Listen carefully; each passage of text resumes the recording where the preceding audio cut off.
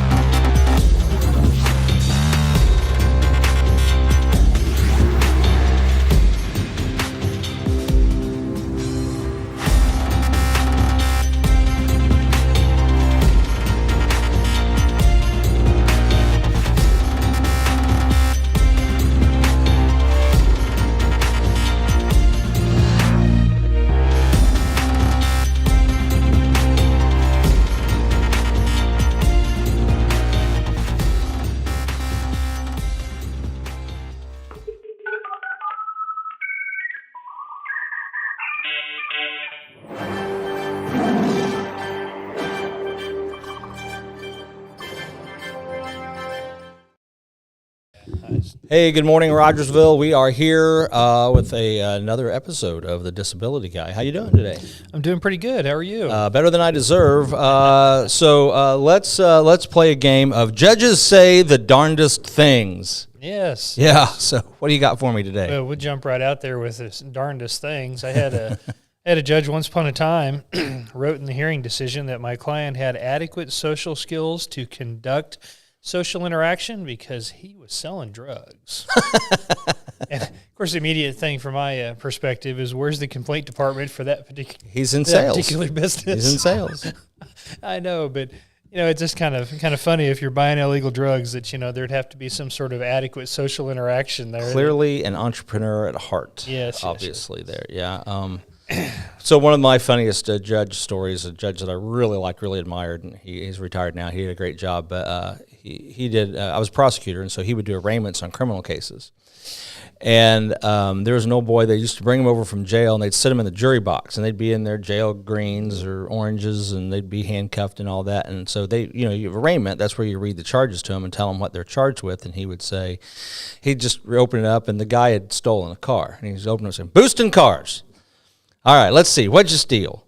78 Pinto." He's like, 78 Pinto? Why? Yeah, he's like, don't you know the penalty's the same for that as a Ferrari? Well, if you're going to steal a car, steal a good car. Yeah, that's funny. It's good advice. Because you get the same time for a BMW as you do for a 78 Pinto, so you might as well steal the good ones if you're going to do that. Yeah. So. I think the message here for folks, though, is, we can't just assume that the judge is going to follow the rules or even really honestly knows the rules. When they get in way behind on their workloads, they go through these big hiring spurts, and they hire folks in who have been representatives, but they don't have to have been a representative for very long to be made into an administrative law judge. And some of the folks may not have been very good representatives. I mean, that's kind of the reality of it. But, you'll see some kind of odd things from time to time. And I was just going to share real quick. I had a gal come in last week with her husband, and they had been in front of a judge through the National Hearing Center in Chicago. Local case, but the judge was in Chicago. Right. They brought in the hearing decision. It was a loss. They turned them down, and they wanted me to look at it and see what we could do. And so as I started going through it, the gentleman had a traumatic brain injury, and he had low IQ. And I mean, really low IQ. As a result of the injury, As a result. Okay. And the judge considered the wrong listings. Oh. They looked at him through the lens of bipolar affective, which he had a bipolar diagnosis, and then also his neurological disorder. And the really sad part of this is that there are these listing of impairments that are like automatic criteria to qualify, automatic qualifying criteria for a case. There is a listing for traumatic brain injury, and there is a listing for low IQ. But the judge didn't consider either one of them. Wow. And, all I had was the hearing decision in front of me, but just in looking through her decision, it was internally inconsistent. It was wrong on its face.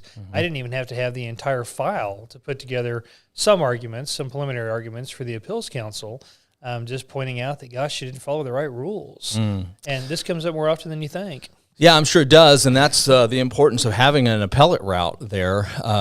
So I'm glad that does exist. Not ever having delved into disability law myself, I'm pretty unfamiliar with it personally. But, I do know one of my recommendations anytime somebody brings me a contract review nowadays, particularly if they are kind of commercial form contracts, they always have an arbitration clause that says if there's any dispute, you have to solve it via arbitration. And the first thing I always advise my clients is get rid of that, because there is no appeal route from an arbitrator. You get one guy, one gal making the decision based on whatever they hear in that one hearing, and you're stuck with it. And a lot of people look at that on its face and say, well, that's great. We're never going to have to go to court. We don't spend all that money on lawyers, blah, blah, blah, blah, blah.